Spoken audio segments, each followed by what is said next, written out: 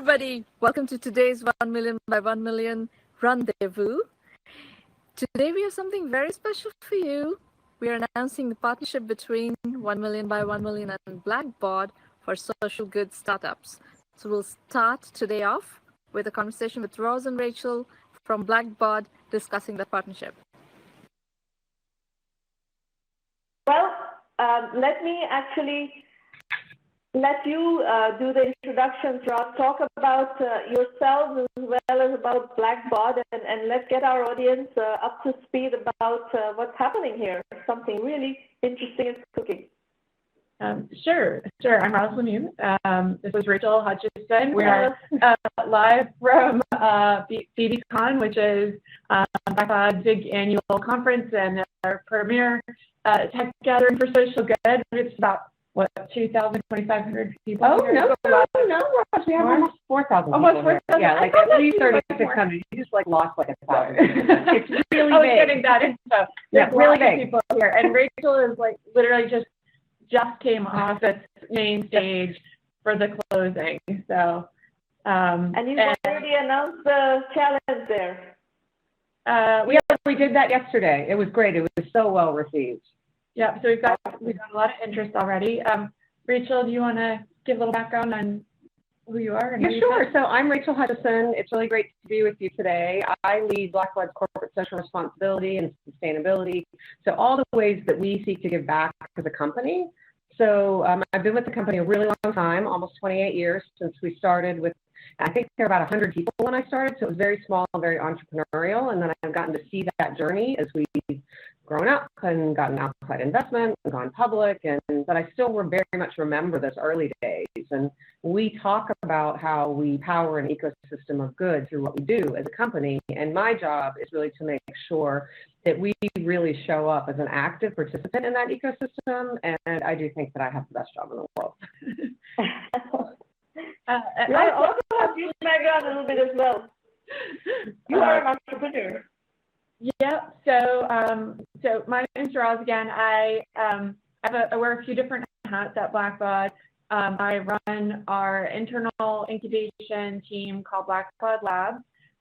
We do a few different roles there. One is to foster a culture of innovation, like we host our big annual hackathon. We have in the expo hall here a big booth that has all kinds of cool stuff like VR and AR and IoT displays and so forth. So kind of that piece. We also incubate new product ideas with our own internal team.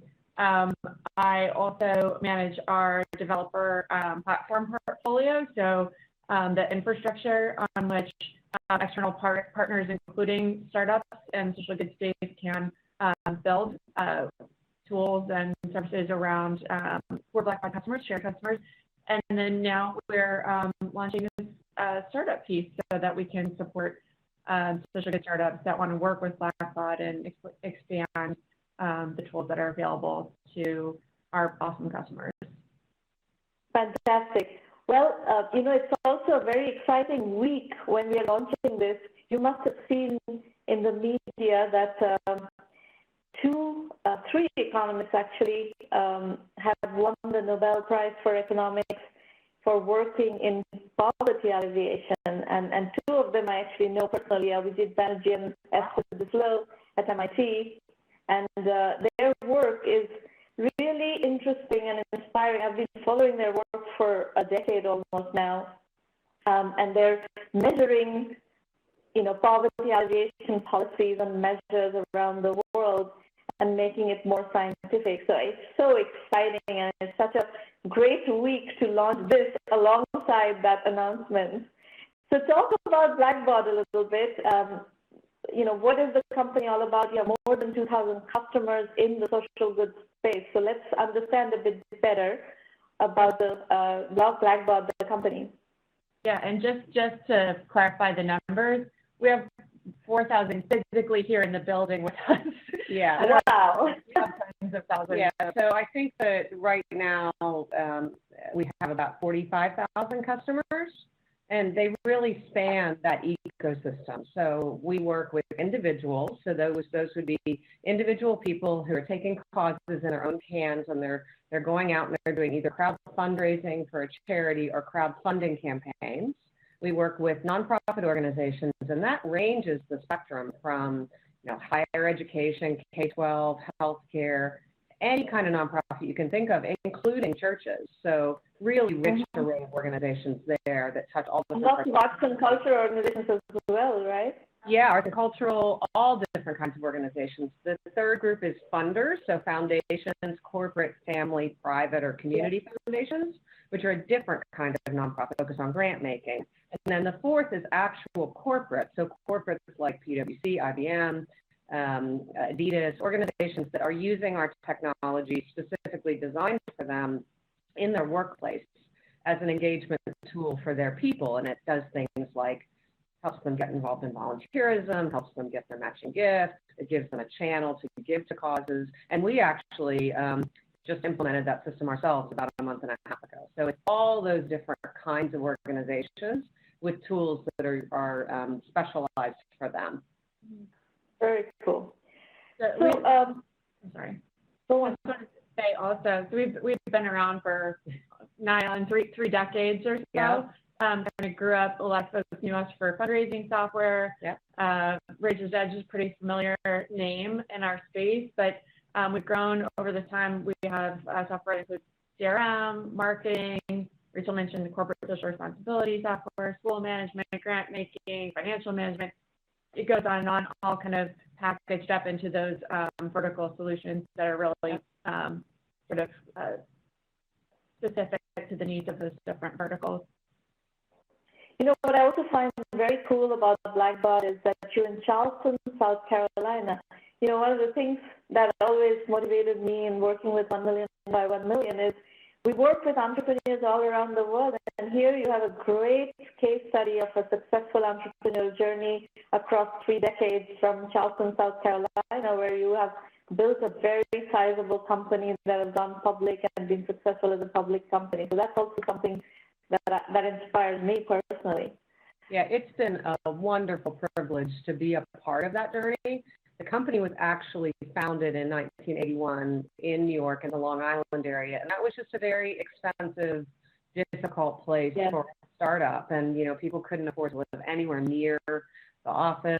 They were, young couples starting to want to get married and buy houses and et cetera. And our founder, Tony Bacher, was really ahead of the curve on that idea of quality of life. And he was British, and he wanted to move somewhere in the East Coast, but somewhere that would provide a good, more affordable place for families. And I mentioned he was British because one of the reasons he chose Charleston was that it felt kind of European to him. It has this it's an old city.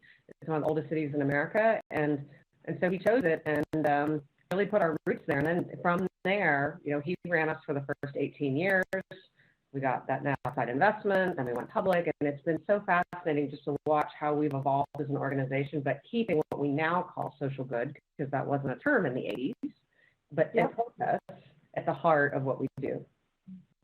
And it would be very interesting to see this program that we're going to be doing together, how much of entrepreneurship and entrepreneurial activity from Charleston we can draw in, because this is the perfect opportunity for Charleston entrepreneurs to plug right into the ecosystem. Yeah, that's all right. So one of our motivations. I'll just say as a personal plug, I, having been with Blackbaud for 3 years or so now, moved to Charleston last December, and it was a great move. I'm glad you're happy. Yeah. Cool. So let's talk about what we are trying to accomplish with the partnership between 1 Million by 1 Million and Blackbaud. Sure, I'll start. The partnership is really part of Blackbaud's commitment to powering what we call the ecosystem of good, which is inclusive of all the mission-based organizations that we serve, all the other software and services companies that support those organizations, in maximizing their impact alongside Blackbaud.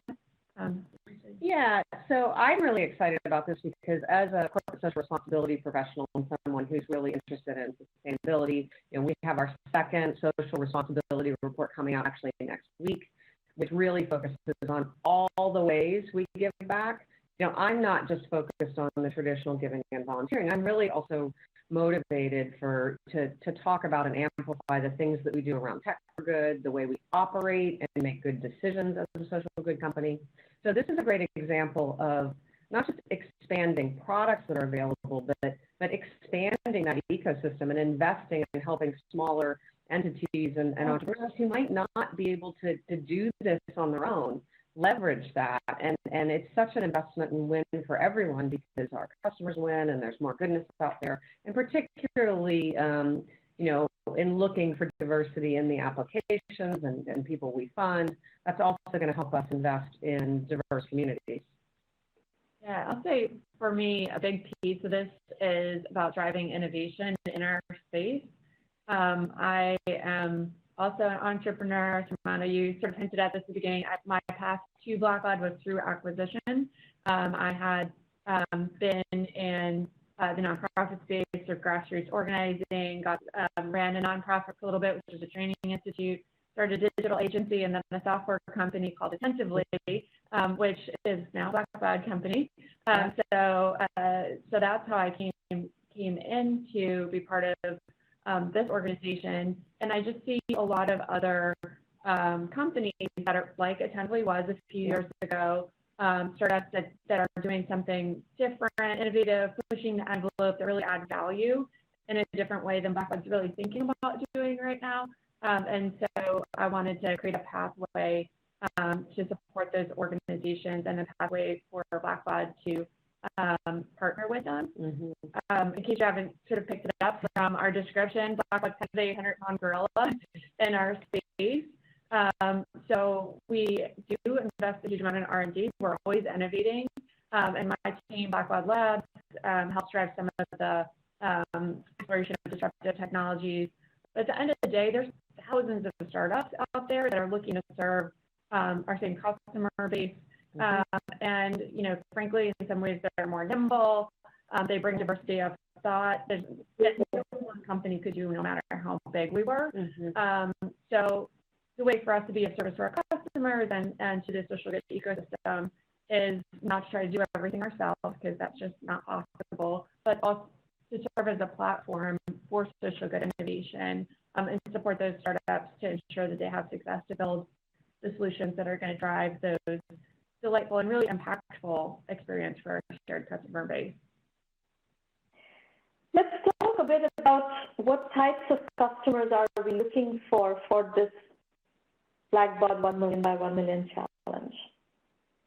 Sure. The best fit applicants are going to be those startups that serve Blackbaud's 8 verticals. So, we can be, I think, the best kind of partner when we're, working with the same kind of customers. Yeah. So arts and culture organizations, corporate social responsibility, faith communities, foundations and grant makers, healthcare organizations, higher education institutions, K-12 schools, and nonprofit organizations are the kind of big buckets. We're looking for early stage software companies with a product in market. So for this round, not so much idea stage, maybe some future day, but round one, we're looking for companies that have a product in market, at least one paying customers, a little bit of validation, and ideally that either do integrate with the Blackbaud product or that that would make sense for them at some point in the future. That last one's not a totally hard requirement, but again, it's about to whom can we be the most useful partner? Yeah, how can we amplify what they're doing and leverage this channel that we've built over the past 40 years? Yeah. So let's do a few examples, and this will help our entrepreneurs understand what types of applications are being built, on the Blackbaud platform or integrating with the Blackbaud platform. Sure. I've got a few examples. Hopefully these companies won't mind me putting them on the spot since we haven't actually officially opened the applications yet. But in my mind, I'm picturing companies like Tuesday Company. They have a mobile app that is for volunteer engagement. It's really complementary to this kind of stuff that we offer at Blackbaud. So their Teams app, basically volunteers bring that, let's say, to a college where they're an alumni and they volunteer to do phone calls. It maps the alumni prospect list or any prospect list to their own contact list and feeds them text messages for them to basically invite their friends and family to give to that college or organization. So really cool kind of new use of mobile tech. So that's one. Free Will is another organization, another company that's really interesting. They offer, they're B2C, so they have this consumer-facing website that is for anybody to go and make a free will. So you can go and it kind of walks you through in this really user-friendly way how to draft a will, and along the way you say where you'd like to allocate your resources when your time comes, and that can include gifting them to nonprofits and causes that you care about. That's a really interesting topic. I was in the UK earlier this year, and an organization there was talking about how do we help people really from a perspective of something they really need. Make sure they have wills. And yes, if they also want to leave money to a nonprofit or a charity, that's wonderful. But fundamentally, the first piece is making sure that all these people who have families and children and assets actually get a will, which is kind of the corporate social responsibility first need. But then beyond that, there can be a wonderful lift for the charitable community. Yeah, it's really interesting. It changes their whole theory. It really changes the relationship of the nonprofit to that individual over the course of their lifetime. You know, I may not be a person who, you know, today would be considered a major donor prospect, but if I'm gifting my home to an organization, that insurance policy, there are all these different things. Yeah. Yeah. So those are a couple interesting ones. There's some AI companies out there that are sort of very complementary to stuff we do. That's interesting. We have a few partners today in our tech partner program that, you know, had we caught them at an earlier stage, would have been the kind of companies that we're looking for. A couple are here actually at BBCon. Gather Voices is a company that they have software for individual supporters to do video on their phone to tell their own stories of why they support an organization's mission. And they've been doing that here at BBCon, which is really cool. Yeah, and they've been around for a few years now, so they're probably a little more mature than the companies that will buy, but really cool. And another one is Museum, if I'm saying their name right. So they've got an AR app that allows arts and culture organizations to create apps. So when you're going through a museum, for example, it gives you additional information on the pieces and exhibits there. They also have a mobile guest pass application. That's pretty cool. Very cool. So, you know, the basis of this partnership is that entrepreneurs who win the 1M by 1M Blackboard scholarship are going to have access to the 1M by 1M premium program, and through that, access to coaching, mentoring, as well as access to investors, potential customers through our network. That is that's the platform that everybody who follows 1 million by 1 million is already familiar with. But there are additional benefits to this partnership, which is, number one is access to the Blackboard customer base, and you just said it's 45,000 plus customers that Blackboard has, and for early stage entrepreneurs, sorry? 45,000 customers, yeah. Yeah, 45,000 customers, absolutely. So, you know, one of the biggest challenges for early stage entrepreneurs is getting customer validation and getting, you know, going from 0 to 5 customers, well, 0 to 1 customer, then 1 to 5 customers, and 5 to 100 customers and beyond. So that is tremendously attractive for entrepreneurs who would be considering applying for this. So talk about what else are you bringing to the table with this partnership? Sure. So I know one of the things that Roz is really passionate about, and you should probably talk about the App Store platform is this time next year we'll be in Seattle for BBCon 2020, and we really hope to lift up and highlight some of the entrepreneurs that we've invested in and have made some great progress and really help to share their stories. And whenever Blackbaud does an event, it's not just for the people who are sitting there and actively involved in the event. We're always very open about sharing lots of things through our social ecosystem. So, I've done, I think, 8 or 9 interviews at this event to help share really good stories out that we'll be pushing out afterwards.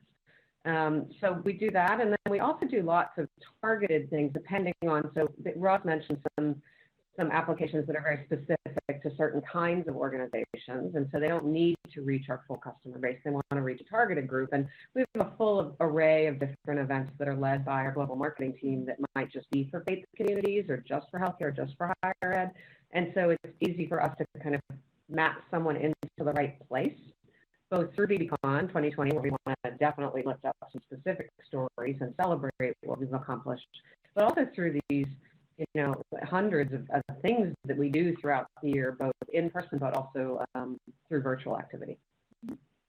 Yeah, and Rachel mentioned our developer platform. There's some specific sort of technical ways that we offer now to get startups and really partner companies in front of customers. So developing on our platform, we now offer ways to one, show up in an app marketplace, and then 2, actually show some functionality inside of our customers' primary CRM or primary fundraising software. So that's something we would work with startups to help get them in the daily workflow of customers if that was appropriate. And then we have part of the idea here is to get startups that are a great fit with our ecosystem access to some of the things that normally really much larger partners would have access to. So finding those places where they can plug into our marketing events or customer events as appropriate. Yeah, and we have a real insight to that because as a company, we're often asked to support things in order to have access to communities. And we really know the power of kind of plugging people in ways that are a little bit different and removing those barriers to the degree that we can. Terrific. Now, the last piece of the incentives that we are offering through this is access to the Blackbaud New Startup Fund. And there's a 5,000 to 25,000 grant that that startups may be considered for. So talk a little bit more about what your thoughts are around the startup fund. You start. Okay, so very simply, all the scholarship winners will be considered for our grant. They are grants, so there's no strings attached. It's not an equity investment. So that's the type of funding that we get from the new fund. You already mentioned it would range 5 to 25,000. On the smaller end, they may be simply to help offset, say, the cost of an integration. We know there's a lot of tough decisions when you're small and you're getting started. On the larger end, maybe that helps accelerate the business for go-to-market. It's really our first time doing this, so we're learning also in doing it what our partners' needs are. So we're pretty flexible in how we're going to distribute those next year. Yeah, and I actually went to Roz because I was so excited about this. So this is just another way for the company to engage as a participant in that ecosystem that, looking at applicants and looking, are there women or minority-owned businesses that are applying? Are there ways that we can help lift up certain affinity groups or help a community or an entrepreneur that's doing something that's really focused on veterans or all sorts of different things? So we're really trying to take a diversity, equity, and inclusion lens to it as well. And as Rod said, we're learning, but I think it's important for us to start there versus saying later, oh, we have the successful program now, let's layer that in. So that's really exciting to me. Our next segment today is a discussion with Rahul from 1 Million by 1 Million Premium, and we're going to be discussing his strategy and his business. Okay. Hi, this is Rahul. I am founder of Palacio Incorporated, based in San Francisco Bay Area. Um, and this is my company, Palacio Incorporated. It's an art and tech company. We started 2 years ago, early 2017. And my whole background has been in connected devices, IoT, in companies like Intel, predominantly in Qualcomm, and then later on at TP-Link, mostly in smart buildings and connected devices space, leading strategy and business development teams. So we started a mission to art and tech, and the first problem that we tackled was to bridge the gap between the between the art requirements from the customer side and the gap on the artist side. So most of the people want high quality art experience, but finding right art is not only expensive, time consuming, and even if you get it, it becomes like boring or like it's always the same, I would say. And they want change many times, depending on the mood, decor, and time. At the same time, artists face a very difficult problem of finding the right customer for them. And once even if they sell the art piece, it's very difficult to monetize what they have already sold. So these two problems we try to solve. Next slide. These two problems we wanted to solve through two-way approach. One is to come up with a smart digital display where the art looks very realistic. We have developed a technological art sense where if you put a digital version of art or photograph onto it, it will look like a real painting. And when I say real painting, if you don't know it's a monitor, you won't know it's a monitor. So that's the core value of the technology. But at the same time, we partner worldwide with museums, galleries, independent artists, so that you're not buying a piece of technology, but you have a lot of art choices on art and photograph over there, and then you can change it as per the requirement. And looking at the core value propositions that we bring for the customers and artists. So customers get the realistic and authentic experience of art. They get legal access to expensive art that they normally can't access, and they can change it, and they get personalized graded content. And artists, I mean, they do get like revenue share out of the subscription fee, but I think most importantly, they get a new channel for art sales and post their actual physical sales, so which is very important for them. Next. So whom do we target? I think there are two broad categories that we are targeting. One is the people who are art enthusiasts. They love having something like different kind of genres in art and photography. And these are the people, I think predominantly I would say US and Eastern Europe, where the most of the market is.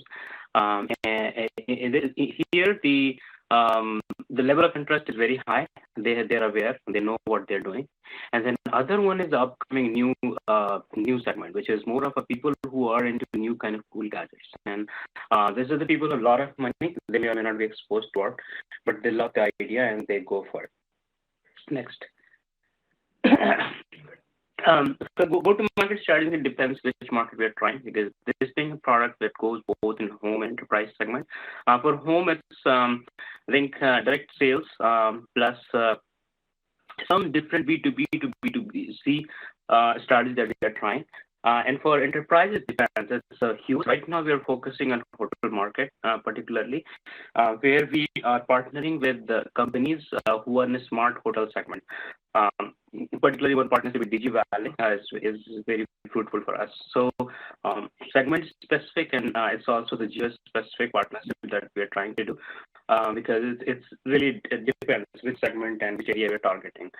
As of now, it's mostly home and office, and then hotel is something that we are testing right now. Next.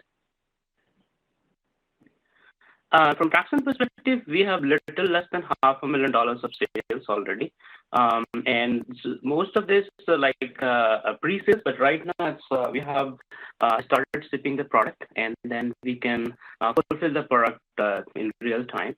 And we have over 1,000 customers, about hundreds of offices, one hotel that have signed up for our product. We have about 40% of content subscription rate, which is the recurring revenue model for us.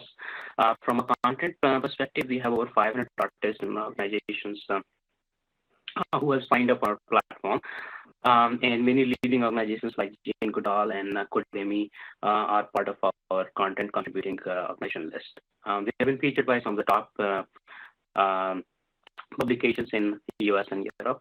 And so we can, once we have product right now, I think at this point of time, our main idea is to scale up from the foundation that we have built over the last 3 years on product, and then also the community that we have developed from artists and content along the customers that we are continuously getting. So we have to scale up. What is the timeline for fulfilling these pre-sales orders? We're fulfilling right now. So we will be able to fulfill all the orders by December. US, Canada, and Europe. We already got the certification in September.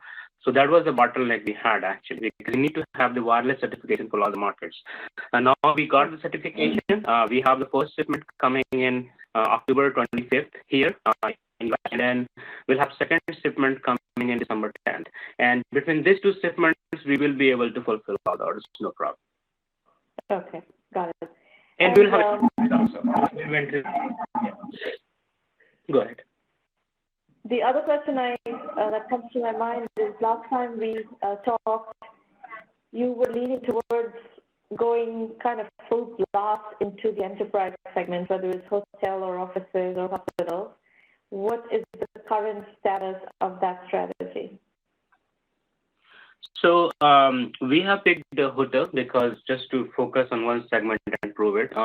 So we have partnered with a company called DigiValley. They happen to have a very unique model in high-end hotels. So basically, they integrate all the smart devices within the room through iPad, and we have integrated with them also. So this is something that we are trying in other markets also. We already have one lead in a 5-star hotel, and we have submitted the bid and in the process of getting that business. But so that strategy is there. We're partnering with more companies platform companies in hotel market where we can integrate and get the channel. So one-to-one biz dev is kind of difficult in hotel market. I have tried and it works, but it takes a lot of time. So easier for us to go through the platform route. So that's, I would say we need more data and more time. We have already gotten some traction and we are looking good to go into enterprise segment. The hotel lead that you got through this DigiValley company, what is going to be the deal size of this particular 5-star hotel lead? It is approximately, it's going to be, so it's 100 unit that I have put the bid, and it's close to $50,000, I would say. Sorry, close to what? $50,000. $50,000. Also, you're discounting the unit severely. There will be discount actually, because in their case, they are interested in promoting the local art. Then they were interested in the subscription. They may, but I think the idea of them bidding for it is to basically promote the local art around that hotel. And they wanted to position it uniquely to their customers. So I didn't reduce a lot of one-time unit price actually to them. I did to some extent because a bulk order. But I think in other cases, I guess the idea is to subsidize a little bit on the hardware side, because that's more of a bottleneck for hotels, and then make money on subscription. It's just the way it works actually is in hotel case. Owners are the one who decide on purchase, but the general managers are the one who decide on subscriptions. So depending on the case and where we are bidding, we have to decide. So this on the subscription on this local artist promotion for this particular hotel, are you going to be bringing all these local artists that they want to promote onto your platform, or how is that being negotiated? We will try, but I don't have visibility into this. As of now, I don't have. So we have, yeah. So we will definitely try. I mean, that's our idea, is to bring more artists, and yeah. It's a very important account, but fully fleshing out how you're going to deploy into this particular hotel is a good way to to penetrate the hotel market, and also understand how you're going to be working with the hotel market, because what you're learning, the signals that you're getting from this market, like they want to promote local art, that's an interesting signal, it's an interesting input, because that could be something that a lot of hotels may be interested in doing. That is true. So local art plus the areas they can go and see, all the information around it, and that's very helpful actually. So we are learning through this, and we are giving fingers crossed. Hopefully, we get through everything, and we'll have a lot of learning in the process. So yes, that's true. Yeah. Awesome. That's very good news. Very good. Good luck. We'll talk again soon. Okay. Okay. Thank you.